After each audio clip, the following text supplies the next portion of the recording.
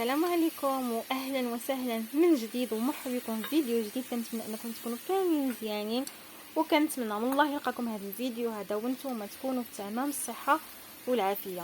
وبالنسبه للفيديو ديال اليوم ان شاء الله فغادي نشارك معكم فيه واحد الحلوى تركيه، اصل ديالها تركي، فجربتها وعجبتني بزاف وقررت انني مني نعاود نولي نصيبها نشاركها معكم. فكتجي زوينه ولذيذه ومكونات اللي تيكونوا بساطين ومقادير اللي متواجدين في كل بيت، فكتجي رائعه وكنتمنى انكم تجربوها. كتجي زوينه بزاف.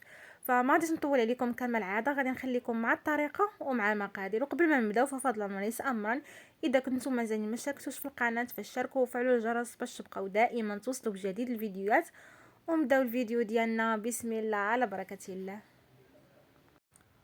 بالنسبه للمقادير فغادي نحتاجوا بيضه واحده، علبه ديال الياغورت اللي غادي يكون بالنكهه ديال الفاني، وتقدروا تستعملوا دانون طبيعي، كاس لاروب ديال الزيت، عندنا 100 غرام ديال الزبده اللي عندنا بحال ديال المطبخ، رشه الملح فدائما كيبقى لتصحيح الذوق. غادي نحتاجوا ايضا عندنا 300 غرام ديال السميده الرقيقه، تقدروا تستعملوا البيضه ولا الصفراء اللي بغيتوا، انا هنا غادي نخدم بالبيضه.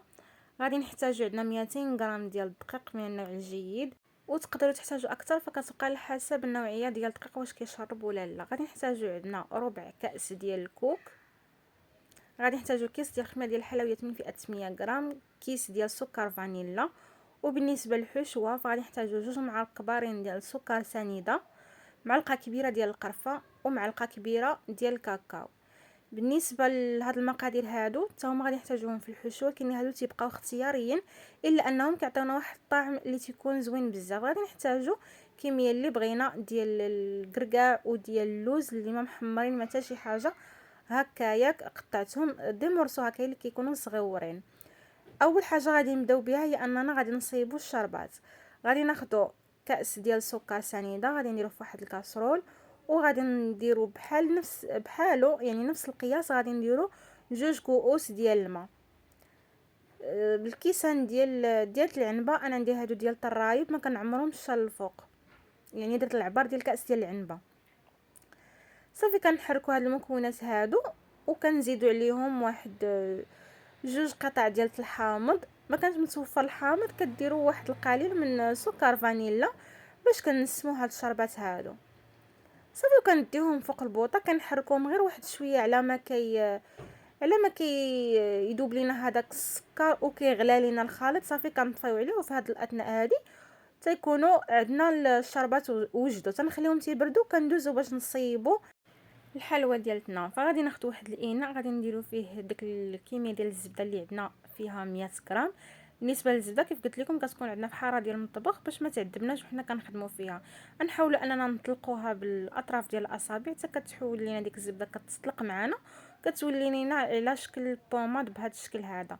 من بعد كنضيفوا كاس لاروب ديال الزيت، وكنحاول اننا نخدموا مع ديك الزبده حتى كيتحول لينا هذا الخليط هذا لشكل كريمي. من بعد كنضيفوا حبه ديال البيض اللي كتكون عندنا حتى هي في حراره ديال المطبخ، وكنكهو الخليط ديالنا بواحد الكيس ديال سكر فانيلا، وعندنا كنضيفوا ايضا واحد الرشه ديال الملح.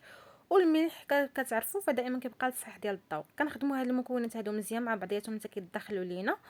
ومن بعد كنضيفوا علبه ديال الياغورت اللي تيكون عندنا من نكهه ديال الفاني، ما كانش ولا كتقدروا ديروا الياغورت طبيعي يعني بدون سكر. وكنعاودوا نخدموا هاد المكونات هادو مزيان مع بعضياتهم صافي حتى كيدخلوا لينا.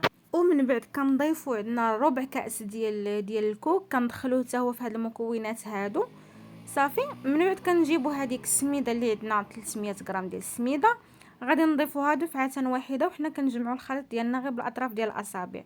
وهنا السميده ما كتكونش كافيه انها تجمع لنا هذا الخليط، فغادي نجيبوا الدقيق نبقاو كنضيفوه تدريجيا، وحنا كنجمعوا دائما العجينه ديالنا كنخدموها غير بالاطراف ديال الاصابع. بالنسبه للدقيق فكيبقى على حسب النوعيه ديال الدقيق وشحال كتشرب لينا. انا هنايا بالضبط كفاني 200 غرام ديال الدقيق، وانا كنضيف الدقيق كنضيف ايضا واحد الكيس ديال الخميره ديال الحلويات اللي عندنا من فئه 100 غرام صافي. وتنجمعوا هذا العجين هذا حتى كنحصلوا على واحد العجين اللي تيكون القوام ديالو لين، كيجيني بحال عجينه كتكون لي شاده في راسها.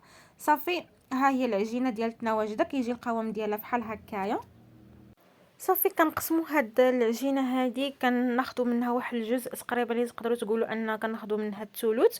وهنا غادي نكو هاد الثلث هذا اللي خدينا ديال العجينه، اللي غادي نزيدوا له ديك 2 كبارين ديال السكر سنيده، ومعلقه كبيره ديال القرفه، ومعلقه كبيره ديال الكاكاو. والحلويات التركيه معروفين بزاف بالقرفه، كيكونوا بزاف ديال الحلويات عندهم ديال القرفه، فكتعطي واحد المذاق اللي زويون بزاف، كتجي زوينه وكتجي منكهه بالقرفه.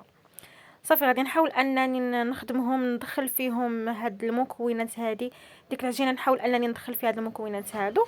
ومن بعد غادي ناخذ هادوك المكسرات، تقدروا المكسرات تقدروا يعني تستغناو عليهم، ولا تقدروا ديروا اي حاجه كانت متوفره عندكم. تقدروا مثلا تضيفوا غير الكركاع، ولا غير اللوز، ولا غير الكاوكاو، يعني اللي كان متوفر عندكم.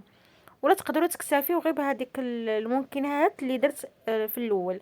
صافي نحاول انني ندخلهم هكا، نخدمهم مزيان حتى كيداخلوا لينا. صافي وبهكا كتكون عندنا الحشوه واجده والعجينه حتى هي واجده. كناخذوا اول شيء كناخذوا العجينه، كنشكلوها على شكل كرات اللي تيكونوا متساويين.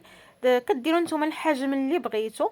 انا غادي نخدمهم هكا، غادي نشكلهم تقريبا. انا ما عبرتش، كاين تقريبا درت يمكن بين ديك 40 غرام حتى ل 45 غرام، درتهم يعني كبارين. صافي غادي نبقى كنشكلهم هكا على شكل كرات، وانا كنستفهم حتى كنكمل هاد الكميات هادي اللي عندي هنايا. بغيت انني نشكلهم من قبل، باش الا كانت شي وحده كبيره وشي وحده صغيره تنقادهم يعني قبل ما نبدا نعمرهم بالحشوه.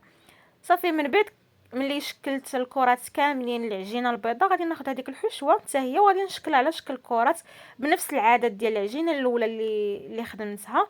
غير هما غادي يكونوا كرات اللي غيكونوا صغيورين عليهم، حيتاش غادي يدخلوا وسط منهم. صافي حتى هما غادي نشكلهم نمشي على شكل كرات اللي غادي يكونوا متساويين. وفي جهه اخرى خديت هنايا المول اللي غادي ندخل الفران. خديت واحد شويه ديال الزبده، وغادي ندهن القاعده ديالو وحتى الجوانب غادي ندهنو هكايا بالزبده. وبالنسبه للمول تقدروا تستعملوا اي نوع ديال المول عندكم، هذا ديال الزوج ولا حتى دوك اللاطات ديال الفران، يعني تقدروا تستعملوا اي حاجه بغيتوها. صافي هنايا ملي دهنتو غادي نخليها على جنب، وهنا غادي نجيب هذيك الحلوه وغادي نعمرها. صافي هنايا ملي كملت غادي ناخذ هذيك العجينه البيضاء. كيف كتشوفوا القوام ديال العجينه يعني كتجي شاده في راسها، كنقدروا نتحكموا فيها. كنطلقوها شويه بيدينا وكنديروا فيها الحشوه، وكنقرصوها، كنجمعوا العجينه ديالنا وكنحاول انا نقرصوها وكنشكلوها هكا. نعاودو نوليو نشكلوها على شكل كره، وحنا كنزيروا على يدينا باش كتجمع لينا. صافي من بعد كندوزوها في واحد شويه ديال السميده، وكنحطوها في اللاطه اللي غادي ندخلوها للفرن. بالنسبه وانايا كنت كنخدم هاد الحلوه هادي، راني كنت كنحسب باش يجيني نفس العدد ديال يعني يجيني نفس القياس. درت العدد يعني نفس ديال العجينه البيضاء مع الحشوه. صافي غادي نبقى غدا بنفس الطريقه غادي نكمل هاد الكميه كامله اللي عندي. انايا كنهز هذيك العجينه البيضاء وكنطلقها هكايا على يديا. كيف غادي تشوفوا انها العجينه كتجي لينه، وكنقدروا اننا نتحكموا فيها نشكلوها كيف ما بغينا. كناخذوا العجينه كنطلقوها على يدينا هكا بالصباع ديالنا، ومن بعد كنديروا الحشوه كنحاول اننا نضغطوا عليها ونقرصوها كيف كتشوفوا. كنحاولوا اننا نعاودوا نوليو نشكل على شكل كره، حنا كنضغطوا عليها ومن بعد كندوزو هكايا في السميده وكنديروها في اللاطه اللي غادي ندخلوها للفرن. وغادي تلاحظوا ان هاد العجينه هذه خدمتها بدون سكر، حيتاش غادي نسقيوها بالشربات باش ما كتجيش حلوه بزاف. كنخدموها بدون سكر. يلا هادوك 2 معلقات اللي درت في الحشوه، باش ملي كنسقيوها بالشربات كتجي الحلاوه هي هذيك. صافي غادي نبقى غدا بنفس الطريقه غادي نكمل الكميه كامله اللي عندي. وبالنسبه نتوما كتفندوا في السميده، يعني تقدروا ديروا الحبه اللي خدمتوها تخدموها وديروها دوزوها في السميده وتحطوها في اللاطه، ولا تقدروا يعني تخدموا كميه بكميه. وانا كنفضل انني نخدم كميه بكميه، هكا كتجينا الخدمه سهله. وهنا من بعد ما كتكملوا الكميه كامله كتاخذوا واحد الكيتور ولا واحد الموس اللي تيكون ماضي، وكديروا هنايا واحد الرشيمات هكايا، واحد الخطوط، تقدروا علامه زائد ولا مهم يعني غير كتزينوا صافي. تقدروا ديروا العلامه اللي بغيتو، وغير بالموس كيف كتشوفوا انايا خدمتها. غير هو الموس خصو يكون ماضي واحد شويه. صافي غادي نبقى غدا بهاد الطريقه هذه كنزين غادي نكمل هاد الكميه ديال الحبات اللي عندي هنايا. وفي هذه الاثناء هذه راني درت الفران كيسخن، وملي غادي نكمل غادي ندخلها للفرن على 200 درجه الفوق والتحت. وبالنسبه للمده ديال الطياب فكتبقى على حسب النوعيه ديال الفرن، وانا خدات ليا 20 دقيقه. وصافي هنايا من بعد ما طابو خرجتهم من الفرن، وهنا كيكونوا مازالين سخانين مباشره كنسقيوهم بهذاك الشربات اللي كنا صيبنا. وهنا راه تيكونوا الشربات يعني راهم بردوا. صافي غادي نبقاو هكايا كنسقيوهم، هذاك الماء اللي كيهبط لتحت يعني ما تخافوا والو، راه كيعاودوا كيشربوه. المهم هذيك الشربات اللي صيبنا كنسقيوهم، يعني ديك الكميه كامله اللي صيبنا كنفرغوها كامله كنسقيو بها، وصافي كنخليوها على جنب حتى كتبرد لينا. وفي نفس الوقت كتشرب لنا هذوك داك السيرو اللي هبط لينا من التحت، راه كتعاود كتولي تشربو كيف قلت لكم. وكنخليوها كتبرد على الاقل واحد المده ديال الساعه عاده باش كنقدموها. وهنايا من بعد ما دوزات لي هذيك المده وتا بردات غادي ندوزو هنايا نشوفوهم كيفاش كيجيو. راهم ما كيلصقوش وكيجيو زوينين، شوفوا المنظر كي كيجيو زوينين. وكيف شفتوا في المقادير يعني راهم بساطين ومتوفرين في كل دار. هنا غادي نقسموها مع بعضياتنا باش نشوفوها كيفاش كتجي من الداخل. راه كتجي هشيشه بزاف وكتجي رطبه. شوفوا من الداخل كيفاش كتجي، عرفتي ديك الحشوه كتجي لذيذه بزاف، والحلوه بنفسها فكتجي رائعه. فكنتمنى انكم تجربوها، وكنتمنى انه الفيديو ديال اليوم ينال الاعجاب ديالكم. واذا عجبكم الفيديو ديال اليوم وعجبتكم الوصفه ديال اليوم فما تنساوش ديروا جيم وتخليو ليا واحد التعليق اللي يكون زوين كتشجيعوا صافي. واما اذا كنتوا اول مره كتزوروني في القناه فكنتمنى انكم تشتركوا وتفعلوا الجرس باش تبقاو دائما توصلوا بجديد الفيديوهات. ونتلاقاو في فيديو جديد ان شاء الله مع وصفه جديده. خليتكم على خير وبسلام عليكم.